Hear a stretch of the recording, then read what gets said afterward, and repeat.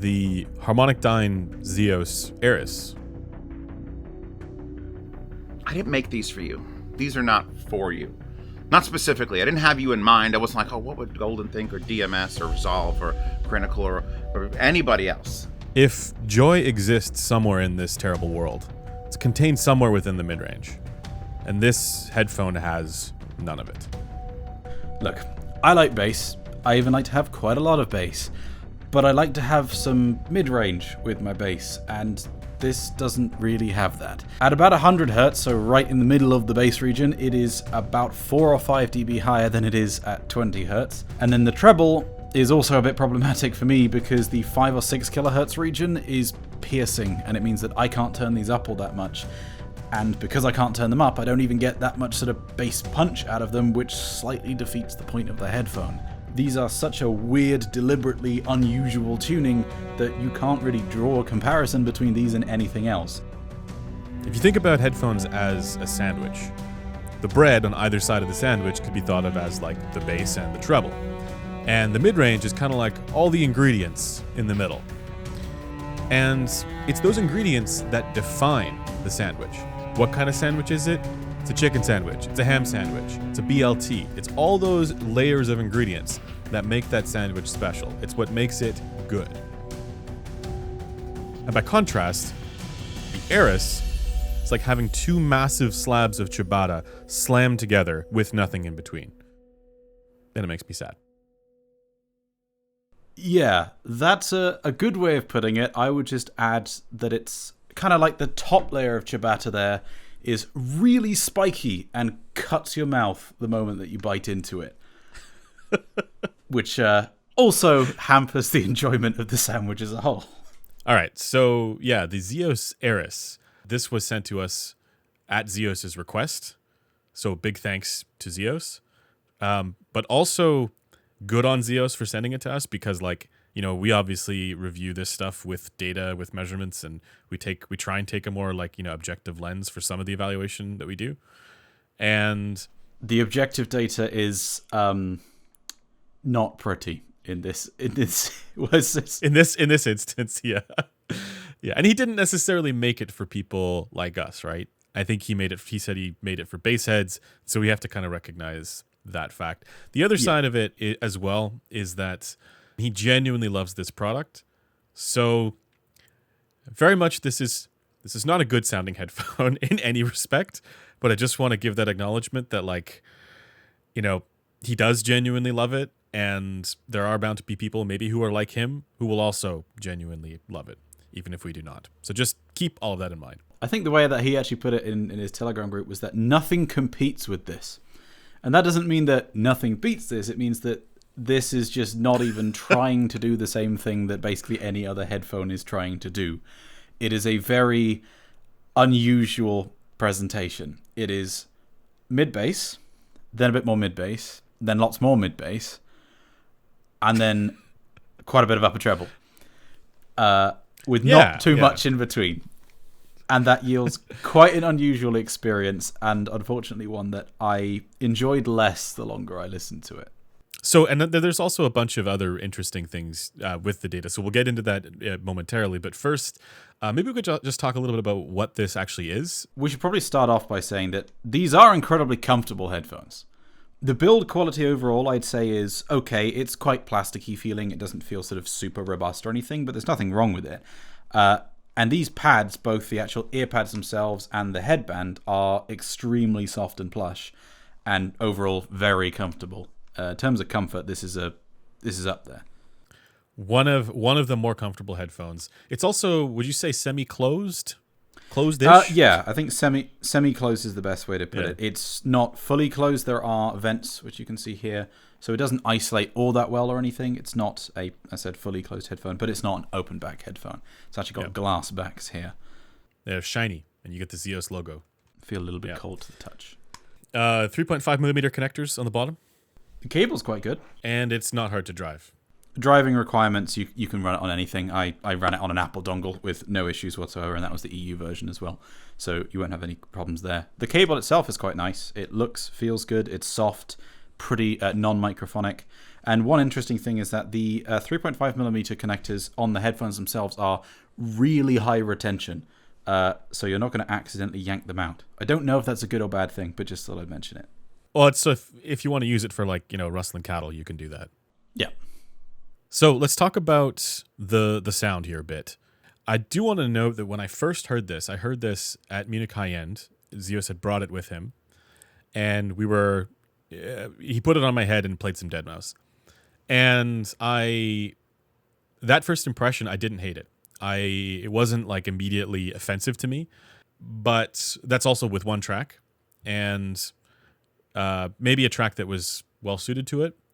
But this is the kind of headphone that the more you listen, like I got it in and been listening to it for, the past week, and I had that sort of same initial reaction of like, I don't hate this. And then the more I listen, the more I hated it. And the more it's the kind of thing that like put a scowl even more deeply onto my face. I kind of had the same thing. When I first heard these, I didn't hate them either. When you first hear them, you are just, your attention is focused fully on the fact that there is an enormous amount of bass. I wouldn't necessarily say that it's like great bass overall, because it is mostly mid bass. And that means that a lot of stuff doesn't really have the sort of sub bass force or the actual impact to back it up. It's just a lot of it and a little bit soft and pillowy in presentation. I don't necessarily hate that in and of itself, and it's fun for those initial impressions. But as you listen more, the treble in particular really started to bug me. And the issue I've actually had with these over longer listening periods is that I can't turn them up very much because the treble really starts to give me listening fatigue. It's a little bit painful, and that means that I actually can't turn it up enough to the point where I'm getting any sort of bass punch out of it, which sort of defeats the point of the headphones. A lot of people, when they're considering buying a headphone, they think, oh yeah, more bass seems good. I want more bass. But I would actually suggest that what you really want is good quality bass. And good quality bass might be characterized a little bit more substantially as having a bass rise that rises the further it goes into the sub bass. That I'm not sure about you, Cameron, but like for me, that tends to sound more bassy with a satisfying sense of bass impact and physicality than just this sort of like kind of bloated, muddy kind of, I don't know, woolly sound that you get from a bass rise that starts so high up that it just sort of drowns out and masks everything else.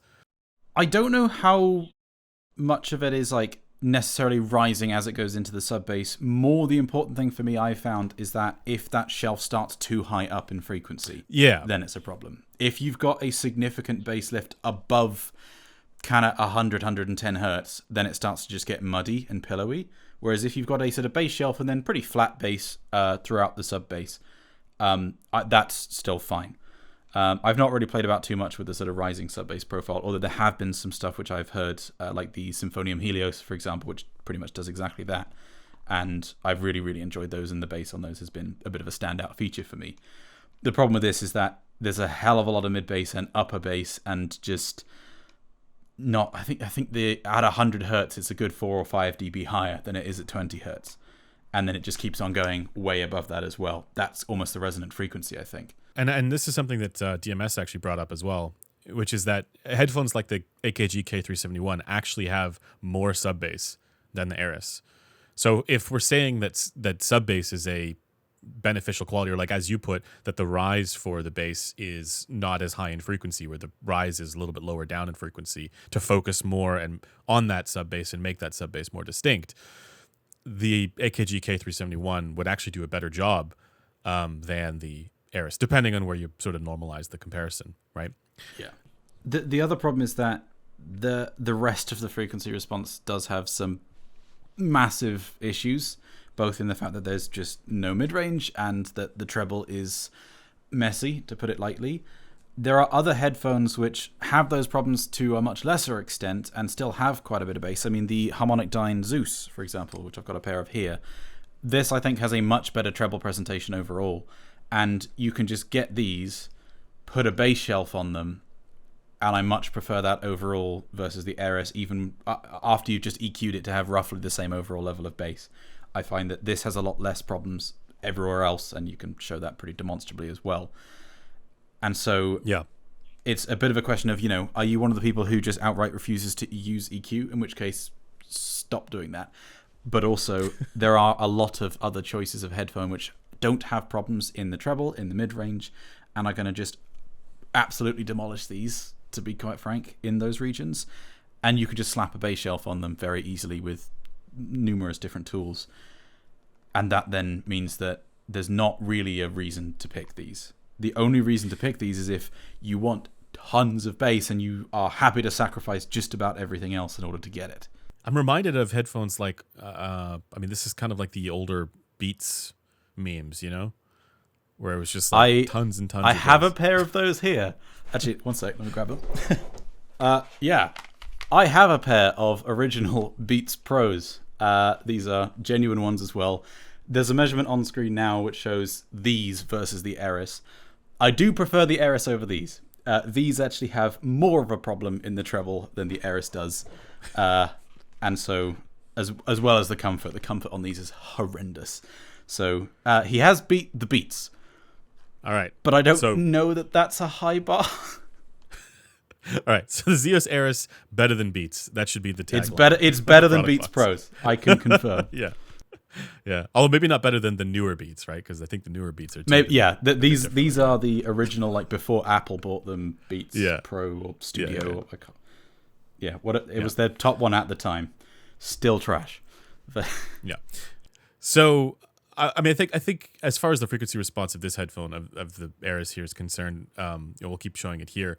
The treble is, as Cameron mentioned, quite spicy, and it has this sort of gradual rise that increases the higher it goes, which might actually be like necessary given just how much of this sort of droning bass there is. But again, it ends up being this kind of like spiky presentation is what I described it as. Kind of like the whole thing is kind of like walking through a swamp that, and occasionally getting impaled by spikes, which is not a great experience for how you might want your music to sound. But there are some other things about this headphone that are objectively concerning, and it has to do with harmonic distortion. So basically the region between 1.5 kilohertz and like 3 kilohertz, there's a substantially high amount of harmonic distortion. It's something that it's actually worse than what you get on the HD6 series, but I don't think that it would be necessarily audible given that it's like second order, so it's low in order.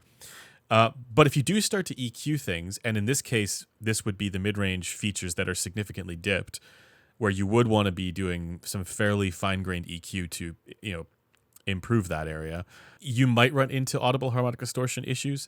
If you're going to EQ the mids to kind of more, even the whole thing out, you might be boosting features by around 10 dB. And that could be make or break, even for the low order stuff, depending on how loud you listen, right? Because distortion is related to level. But the thing, so I did want to mention, I did create an EQ profile for this. And when I listened with this EQ profile, and again, that, quiet to medium volumes, it sounds a lot better. It sounds pretty good. And so what I would suggest is for folks, if you're skeptical about what we're saying here about the sound quality and how you shouldn't be chasing this kind of overly ridiculous V-shaped sound for good sound, try this EQ profile out. It's free. If you have this headphone and you're like, I just want V-shape, right? Try this EQ profile out and see if you like the way that sounds better than the default sound signature. And if you don't, then that's fine. Then you like this crazy V-shaped stuff and you can ignore everything we say. But if you do like it better, then maybe consider in general how this might affect what you look for in your audio products across the board. Maybe you just like the idea of intense, insane bass.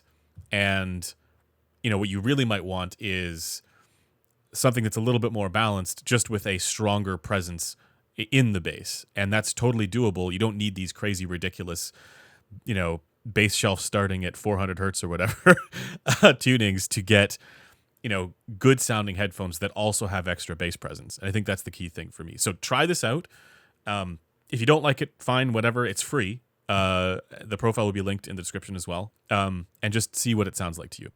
Getting good bass out of a headphone, if you want lots of bass, is something that is actually a little bit tricky to implement just from a purely physical standpoint, because it's going to be very tricky without, passive filters or something, to have a bass profile that fits what you and I were talking about earlier, either with the rising into the sub bass or just a sort of flat shelf that kind of crosses over effectively at about 100 hertz. And so you're almost certainly going to get a better bass presentation out of a headphone that you like the mid-range and treble presentation of, and then EQing it, rather than buying an outright bassy headphone that has all sorts of other issues and then trying to fix those.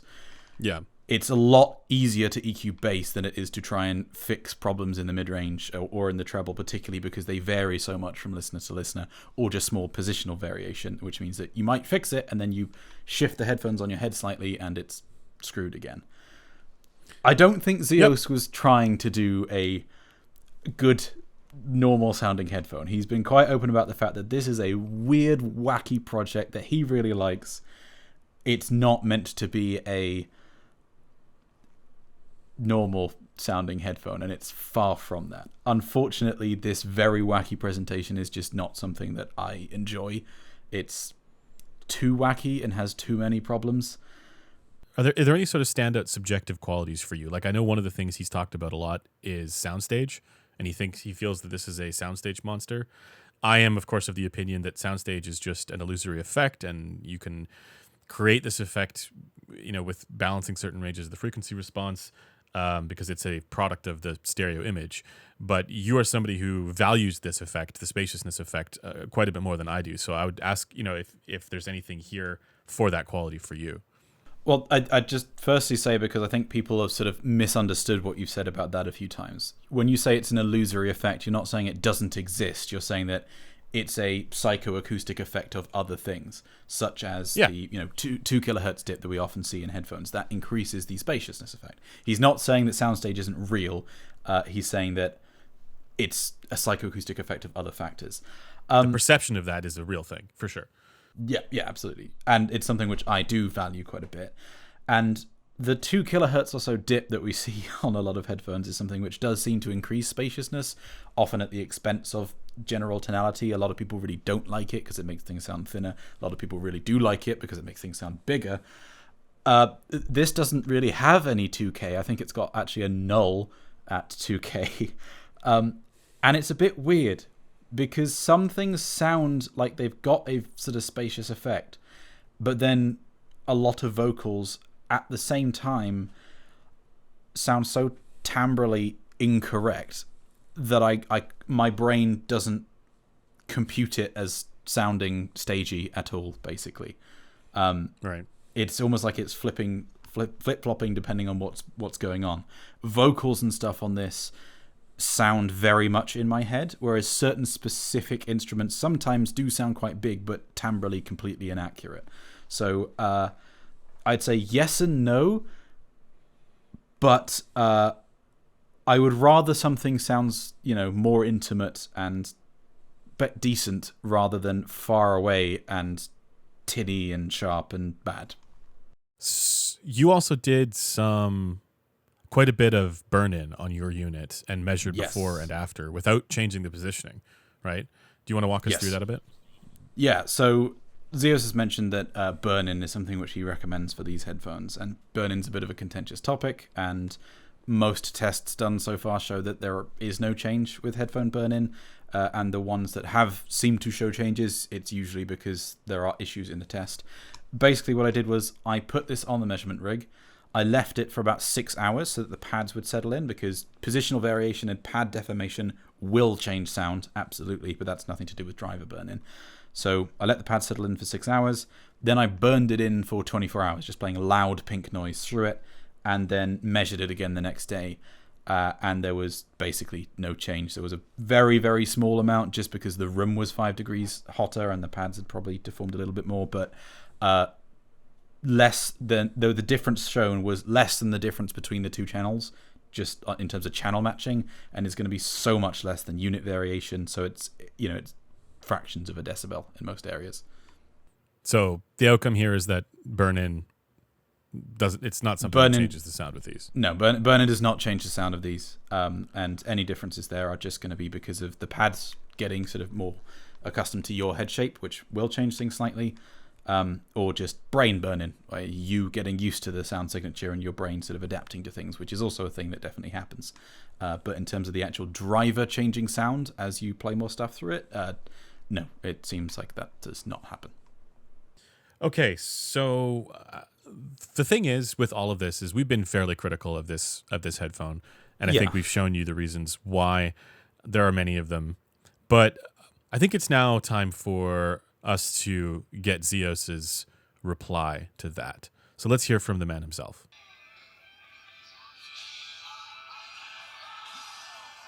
So, thank you for doing the review, guys. I didn't make these for you. These are not for you. Not specifically. I didn't have you in mind. I wasn't like, oh, what would Golden think, or DMS, or Resolve, or Critical, or anybody else. I made these kind of for me. Because I really think that there's a segment lacking. There's just no one taking huge risks in headphones. Everyone's chasing this curve or this certain sound, and it's like, oh, audiophiles need to go towards this. And there's plenty of headphones that can do things amazingly, and I will praise them to death. And I certainly don't think my headphones are better than a lot of them. In fact, I don't even compare my headphones to anything. Because what I've done with them, or what I tried to do with them, is just make them the most fun. Fun. An unmeasurable thing. I know, immeasurable things really scare audiophiles. But yet, here they are. And if I had to just say one thing about it, even if they're not going to be your main headphone, which I doubt anyone's going to make them their main headphone except for me, as long as they fit into that little sliver of, you know what, are we going to have more fun with this than the last thing? Am I going to play games with this and have more fun than I did yesterday? Am I going to watch a movie on it instead of on my earbuds? Yes, I hope you can get through that. Now, I will say this also. Of all the chats I'm in all of the world, the one thing that the Eris chat seems to do more than anything is talk about music. And if you're not here to have fun and listen to music, why the hell are you watching this video at all? So you go back to what you're doing. I'm going to go back to what I'm doing. Maybe we'll meet in the middle someday. Peace. Yeah, so as said, we've been quite critical of this. We are friends with Z. This is not meant as some sort of attack or anything like that. It's just, this is, by Zeos' own admission, a completely far outside of normal project, which he happens to really enjoy. It didn't hit for either of us, but there are no doubt going to be some people that enjoy it. It's just, this is a very, very unusual approach to making a headphone, which for most people is probably not going to work. This video is made possible by Headphones.com. If you like what we do here and you want to help support us, then consider making your next audio purchase at Headphones.com. And luckily, if you don't like something you buy from Headphones.com, then you can send it back within up to 365 days. If you've got any questions that you wanted to ask myself or Resolve about music, gear, or audio anything, then come and say hey on the Headphones.com Discord server or the Headphones.com forum, and we and other wiggly ear enthusiasts will endeavor to help. Till next time, thanks for watching. I hope Z doesn't take it too badly, but it's just